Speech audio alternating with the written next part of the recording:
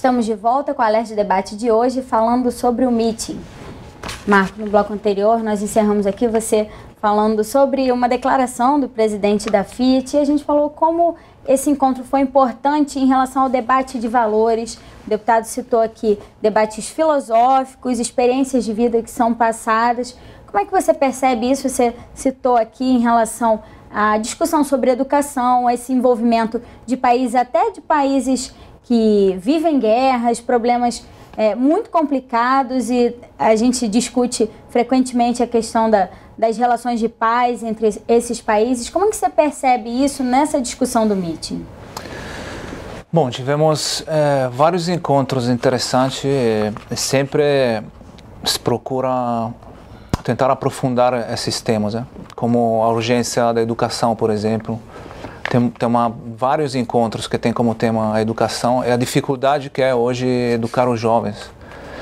Então, por exemplo, aquilo que falava Márcio antes, de colocar como modelos para ser olhados pessoas que colocam uma positividade na vida, algo que pode ser comunicado, onde a gente está vendo cada vez mais que o problema da educação não são os jovens, mas a falta de uma proposta.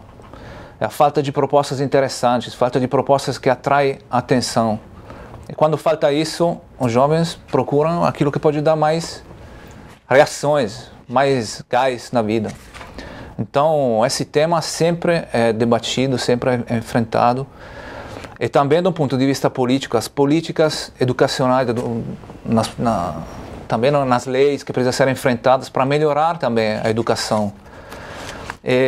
Como eu estava falando antes, esses temas cada vez mais não estão se limitando à Itália, mas a gente está cada vez mais envolvendo, também a razão do convite ao Márcio, pessoas de outros países, onde o movimento de comunhão e libertação está presente.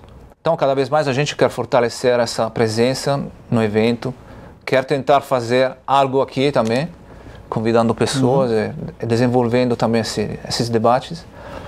Mas também porque os temas principais da vida são os mesmos em todos os países. Então, aquilo que a gente está vendo lá, como eu falei antes, interessou pessoas do Egito, como pessoas dos Estados Unidos, e interessa muito pessoas do Brasil, que somos nós, né? Certamente, né, deputado? Tem toda essa discussão política também, né? Como é que isso se aplica à política do nosso Estado e até do nosso país? Uma das mostras que mais me impactaram, eu já conheci um pouco desse trabalho, me foi apresentado inclusive pelo Movimento Comunhão e Libertação aqui do Rio, né, junto com o Marco e com os outros membros do movimento. Né, e lá eu tive a oportunidade de aprofundar um estudo que eu gostaria muito de trazer aqui para o Rio de Janeiro, não só com a ajuda deles, mas que é um princípio aplicável na vida pública, possível de ser aplicado, e uma vez aplicado pode ser uma mudança retumbante na vida da população, que é o princípio da subsidiariedade. Um princípio que se entende, né, executar leis e projetos do executivo que se apliquem na vida das pessoas, usando como mola propulsora o princípio da subsidiariedade. Que se entende de que maneira? Né? O princípio de que a sociedade civil, resumidamente, né? A sociedade civil que desempenha papéis importantes, né? O Estado pode subsidiar ações feitas pela sociedade civil, com recursos ou com apoiamentos, né? Sem que precise interferir diretamente, tomando para ela a ação do Estado, ou seja, valorizar a ação da sociedade. Uma ação, por exemplo, vou dar um exemplo aqui, uma entidade que faça hoje tratamento com drogas, né, que já tem uma expertise de 20 anos, 30 anos. O que é mais fácil e mais barato? Abrir uma clínica de drogas ou chamar aquela associação e dizer: nós vamos subsidiar a tua ação, nós vamos trazer a você condições para que você faça aquilo que você já vem fazendo sem ajuda nenhuma há 20 anos, para que você possa aumentar a sua possibilidade de apoio e atender mais pessoas com melhor qualidade. Por esse princípio, nós temos efetividade na política pública. Pelo princípio da subsidiariedade, o governo apoia ações da sociedade civil sem tomar para ela essa iniciativa. Ou seja, é a sociedade civil agindo com iniciativa em parceria com o poder público para o bem da população. E a gente vê tanta gente tantas organizações que têm um trabalho belíssimo, que funcionam de fato e às vezes lutam a duras penas para conseguir executar aquilo tudo. Se pudesse ter um pouquinho mais de infraestrutura proporcionada pelo Estado, com certeza esse trabalho seria muito maior. Né? Eu já apresentei 2 projetos de lei, programas de Estado, todos eles baseados no princípio da subsidiariedade. Um deles já foi aprovado, que é o Programa Estadual de Combate às Drogas, usando o princípio da subsidiariedade para fazer esse tipo de trabalho, né? E a gente vai ver um retorno muito positivo. Né? Acho que o seu Marco, que é o grande incentivador desse projeto, é para ver que nós não estamos só no discurso. Se nós trouxemos o princípio da subsidiariedade, que deu certo na Itália, né, num determinado momento, aqui para o Brasil, no estado do Rio de Janeiro, nós vamos ter política pública muito mais efetiva. Por isso que o meeting é importante, porque ele não é só um encontro, um debate, ele é um encontro e que depois do encontro tem resultado efetivo se for bem aplicado. Marcos, você podia contar um pouquinho dessa experiência na Itália para a gente, como é que isso funcionou lá, o apoio do governo a essas iniciativas da sociedade civil? Certo. Bom, na Itália também nem sempre, não é ainda hoje fácil trabalhar nessa direção, né? Mas vamos dizer assim, o meeting, aquilo que mostra, é uma vida de vários anos, que é a vida de muitas pessoas que não encontram com o movimento de comunhão e libertação, mas também não é isso. Começaram a se empenhar na vida pública, na vida social, começaram a gerar obras, muitas obras, a encontrar muitas pessoas também não católicas, mas que por uma sintonia, por uma familiaridade com esses ideais, começaram a trabalhar juntos. Então, um exemplo disso é a criação de uma associação que se chama Companhia das Obras, que é essa associação de empresas que começou a crescer até se tornar um ponto de referência do ponto de vista político, mas não só político. Basicamente, a Companhia das Obras é uma das entidades que mais luta nessa direção de aplicação do princípio da subsidiariedade, porque as pessoas que querem fazer algo, se apaixonam por algo, como por exemplo pessoas com deficiência, tem várias obras lá que cuidam disso, são aqueles que mais podem desenvolver melhor aquele papel, aquelas atividades, mais que o Estado.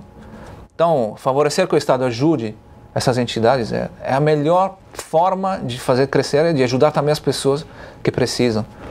Então, o exemplo da Companhia das Obras é uma aplicação disso, de trabalho, de relacionamentos, de contatos com políticos, de batalhas políticas, que começou a dar frutos e que é sinal, de alguma forma, ainda de uma batalha que continua, né? Porque não é fácil, E é uma reflexão incrível, porque há uma série de perguntas que é feita para o ser humano. Por exemplo, eu encontrei um grande gerente de uma empresa que ali estava representando uma das associações que era o Banco de Alimentos, né? E a pergunta que ele fazia: para que eu preciso 3 carros? Para que eu preciso ter certas coisas? Né? Ou seja, existem reflexões pessoais. Para que eu preciso ter certas coisas se com o meu trabalho eu posso dividir? Então, esse tipo de reflexão faz a vida da pessoa mudar. Quando se formou o Banco de Alimentos, grandes empresários se juntaram sem ganhar um centavo para fortalecer a legislação local para que as pessoas pudessem ter facilidade, grandes supermercados, de fazer doação de alimentos para os carentes. O que aqui no Brasil hoje é impossível pela burocratização de uma lei que não existe. Ou seja, se a gente fizer as coisas para facilitar, pensando menos no indivíduo personificado e mais no outro, as políticas públicas são melhores. Se eu penso menos em mim, né, do ter, do acumular, e eu passo a fazer o meu trabalho para que também a vida do outro seja melhor, isso é possível também no Brasil. Eu trouxe muito desse exemplo para cá, para a minha vida pessoal, e com a determinação de trazer isso para a vida pública aqui no Rio de Janeiro.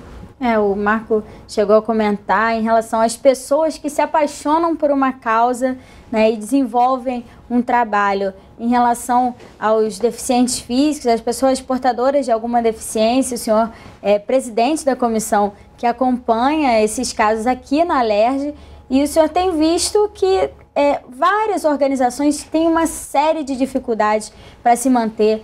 pais, amigos, pessoas que acabaram trabalhando com isso em função da proximidade com algum tipo de dificuldade e que não conseguem levar o trabalho adiante, melhorar a condição de vida dessas pessoas, dar mais cidadania a essas pessoas. É mais um exemplo que poderia ser adotado. Né? Sem dúvida. Existem todas as associações filantrópicas que não sejam filantrópicas, se forem elas filantrópicas, elas nascem da dor. Não há nenhuma instituição filantrópica que tenha nascido se não for no exemplo do outro. Né? Um filho, uma mãe e um pai que abriram uma associação porque seu filho tem uma deficiência, um pai e uma mãe que abriram uma associação porque seu filho estava nas drogas, ou um outro exemplo qualquer. Ninguém abre simplesmente uma associação se não tiver uma motivação. E geralmente, uma associação como essa, a motivação é dolorosa. E, portanto, ela precisa ser respeitada. Né? E nesse trabalho que o Meeting apresenta, nos mostra uma verdadeira razão de fazer. E que se o governo ajudar, vai melhorar a vida das pessoas. Marco, para a gente encerrar, nosso tempo está acabando. Como é que as pessoas podem fazer para participar do Meeting? Quem tiver algum interesse, quiser ir até a Itália, conhecer o que está sendo desenvolvido, como é que essa pessoa tem que fazer? Podemos, vamos dizer assim, tem várias coisas que estamos pensando. A primeira é, claro, poder participar de pessoalmente, então poder acessar o site do Meeting, que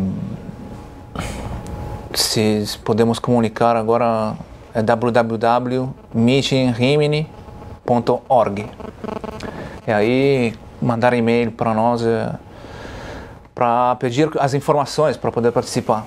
Mas qualquer pessoa pode participar do evento. A coisa bonita do Meeting é que quando você vai, você vê famílias, crianças, idosos, todo mundo está lá. Políticos.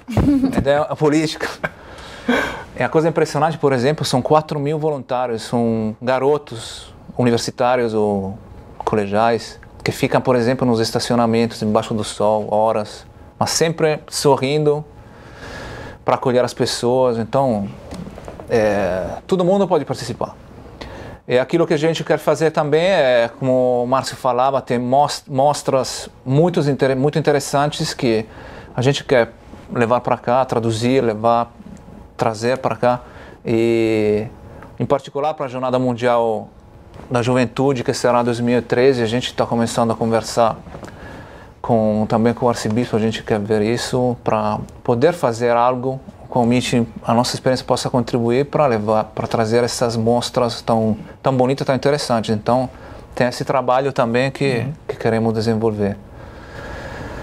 E aí, pelo site, dá para acompanhar tudo, ficar sabendo e se organizar para 2012, né? Sim. Marco, muito obrigada pela sua participação, obrigado por ter vindo à TV Alerj. Deputado Márcio Pacheco, mais uma vez, obrigada também. E se você quiser rever esse programa, basta acessar o nosso site, que é www.tvalerj.tv. TV Alerj, o canal do povo fluminense.